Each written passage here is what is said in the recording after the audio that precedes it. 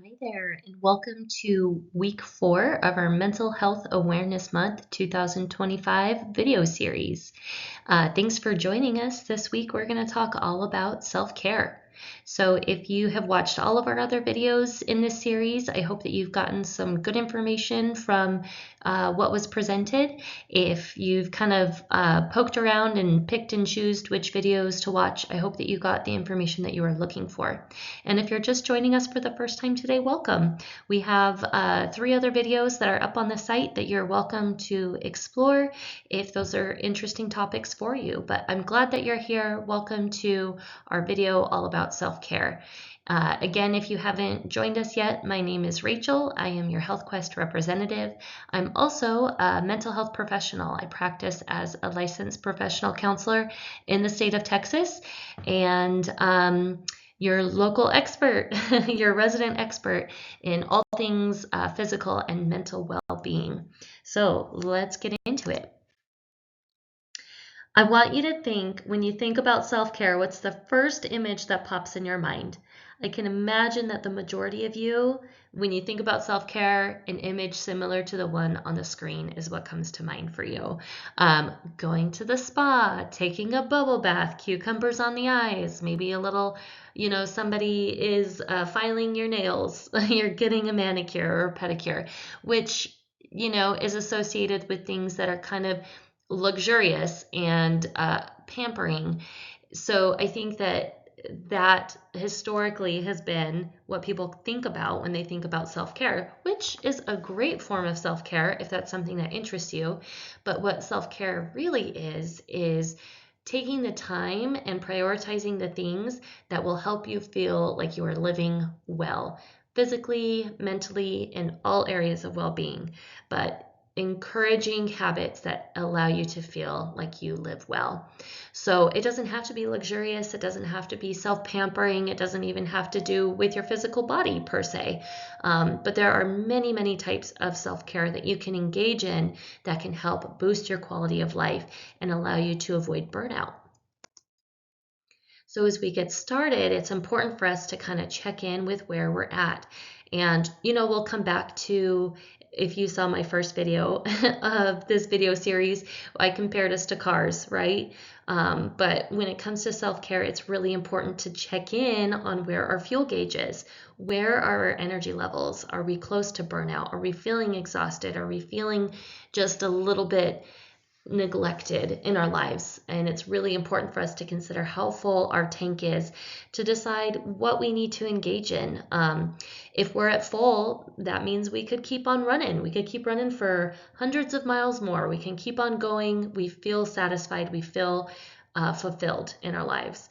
If we're on empty, chances are we're really nervous that we're going to be breaking down on the side of the road any minute now. And there's a lot of stress that comes from constantly running on empty. If we're somewhere in the middle, it allows us to recognize, okay, we can go a little bit longer, but I recognize that I'm gonna need to stop at some point soon and take a little bit of a break. So I love coming back to this proverbial, where is your tank? How full is your tank? And I want each of you to just check in with yourself right now and ask yourself, where am I on my tank? Am I closer to full? Am I closer to empty? And hopefully that will be on your mind throughout this presentation. Now, going along with this metaphor still, it's important for us to recognize not all of us have the capacity to be on full constantly. And that would be like, like not having the funds in our bank account to constantly get a full tank of gas. So maybe we're close to empty and we only have enough to get a quarter tank of gas, but it's better than breaking down on the side of the road and needing a tow, right? So it's still important for us to do the little things that we can to increase how many more miles we could go when we have a lot that we have to do, until we can get to a place where we can afford or take the time to fill up all the way. So filling up all the way might look like going on a 7-day vacation and sitting on the beach, and that just isn't necessarily realistic to go from empty to full in one bout for everyone. So when we talk about self-care today, we're going to talk about what you can do to just get to the next rest stop, what you can do to just get to that next gas station so that you're surviving, maybe not thriving, but surviving. And then what are some bigger things that we can do to get us up to full? So, when we think about self care, we want to consider all areas of well being. Now, if we are balanced in the types of self care that we're engaging in, that means we're going to have something that we do in each category of well being that allows us to feel that balance, right? So, I think when we think about wellness, we often just think about physical well being. We think about, are we exercising? Are we getting enough water? Are we getting enough sleep?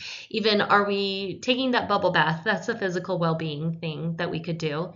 But there's so much more to it than just that. And if we're doing all those things but still feeling burnt out, it might be important for us to look at, okay, but how's my emotional well-being? How's my social well-being? Am I connected with my friends, with my family and community? How's my spiritual well-being? Am I thinking outside of just myself, and do I have kind of a higher purpose? It could be a faith tradition, or it could just be believing in something outside of ourselves that fulfills that spiritual need. So the different areas of well-being are occupational, spiritual, intellectual, physical, emotional, environmental, and social. So a few examples of each each area. So occupational well-being might look like having a friend at work that you could talk to, taking breaks at work when you need them, having a work-life balance. Spiritual well-being, again, could be practicing your faith tradition, engaging in prayer. If you're not a religious person, it could mean spending time in nature or meditating, or again, having kind of a higher calling, something that is bigger than just yourself. Maybe you're devoted to serving in your community, but having some spiritual outlet is so important for our well-being. Intellectual well-being, how often do we engage in discussions that are enriching? How often do we learn new things about our world and our environment? How often are even doing like crossword puzzles or jigsaw puzzles could be an intellectual stimulation that helps keep your brain sharp. Again, physical, getting enough sleep, exercise, eating well. Emotional well-being, how well do we really know ourselves and our feelings and our emotional experience, and how often are we engaging in that and validating ourselves and speaking kindly to ourselves. Environmental well-being is both our immediate environment, so our home lives. Do we have a peaceful environment in our home? Are we keeping our home clean? But also the environment at large. So are we taking care of the earth in the way that we are able to within our sphere of responsibility? Social well-being is how connected we are, again, to friends, to family, to our community.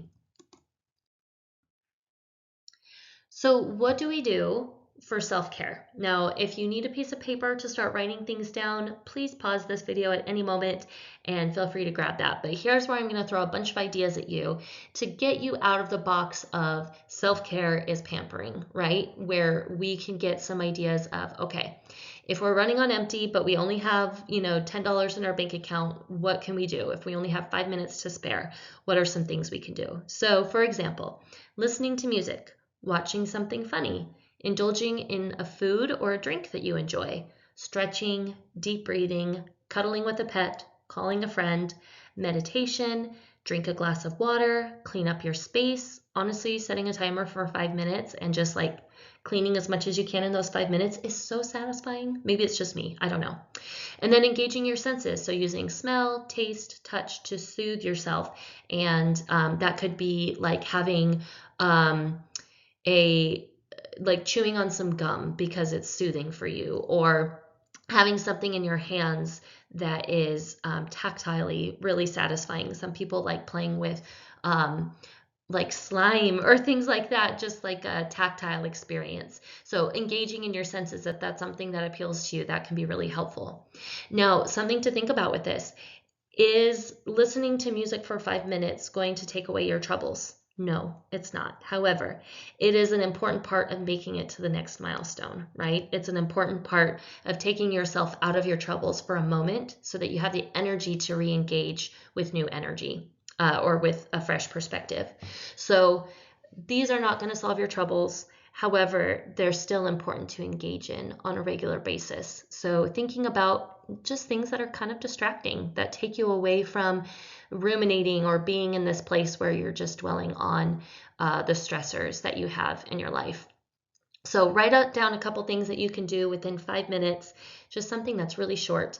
And the key to this is really being present when you are engaging in these activities. So if you are stretching, for example, don't also be listening to your voicemails while you're stretching. Really be in that moment and enjoy the stretching.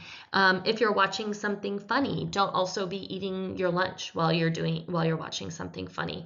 Allow yourself to enjoy the experience of watching something funny or eating your lunch and enjoying a meal, one or the other. So being singularly focused on one task at a time is really crucial to these little bouts of self-care that you can have. When you have an hour, so maybe you have a little bit more time, this might be something you can do on the weekends or on the evenings, just something to help you unwind and increase your energy levels again and come at things with a fresh perspective. So this could be watching a TV show, do some yoga, read a book, take a long shower or a bubble bath if that's what you want, go for a walk, engage in a hobby. Oh, get a massage. There's a typo there. Get a massage. Spend time outside. Take a nap. Cook a healthy meal, exercise, have dinner with a friend, plan your meals out. There's so many things that you can do within an hour. These are just a couple ideas, right? But when you think about it in this way, this is going to get you maybe from empty to half full. Or maybe this is something that you engage in when you're half full just to maintain, to keep you going. So that you don't have to stop when maybe you're in the middle of a desert. Maybe you have a long stretch of road ahead of you and you know that you need to have a relaxing weekend. Pick and choose a few things that you can do.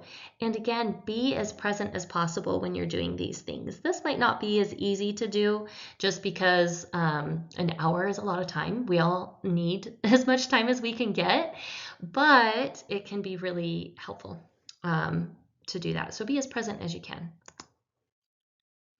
Okay, self-care that will change your life. If you can do these things on a regular basis, this is going to set the foundation for you to live well, period. Okay, so here are some ideas of self-care that do require habit-forming life changes. And my tip on these are to start small. Don't start with the end in mind, but start today and start small on something that can help build up a better life for you and a sense of life satisfaction. So setting boundaries in relationships, making it clear how you will and will not be treated in your relationships, seeing a therapist, creating a daily ritual, practicing gratitude on a regular basis, regularly journaling, learning a new skill, exploring your personal values and being able to differentiate your values between maybe those of family members or culture or society at large. Find meaning in each and every moment. Try to see the big picture, even in the challenging times. Nurture your relationships. Figure out which relationships are most important to you and really be present with those relationships. Practice mindfulness. Mindfulness is being present in the moment and really being focused and not judging the experience that you're having, but allowing yourself to experience each moment as it arrives. Regularly engage in hobbies. Make healthy habits with your food, exercise, water, and sleep. Sleep is so important. Please develop a pattern of getting enough sleep. And then attending your regular preventative care appointments. Make sure that you're going to see the doctor because I promise you are worth it in investing in yourself in that way. So don't forget, as we've talked about self-care today, pick the things, a few small things, a few larger things, and a few of the big things to work on. And I promise you, you're worth investing in. You're worth taking the time to slow down. And I know life can be hard and it can be busy and there's not enough time in the day, but prioritizing self-care is not selfish because it allows you to continue to have the fuel that you need to take care of the things at home and at work and in your community that are important to you. So you are important and you are worth investing in. And that's it. That's it for Mental Health Awareness Month. I really appreciate everyone who has watched some of our videos. I hope that you've gotten something out of it. If you want to see more like this, please, please, please let me know. And I'm happy to dive into deep topics like this more often. Thank you for your time. And above all, be well.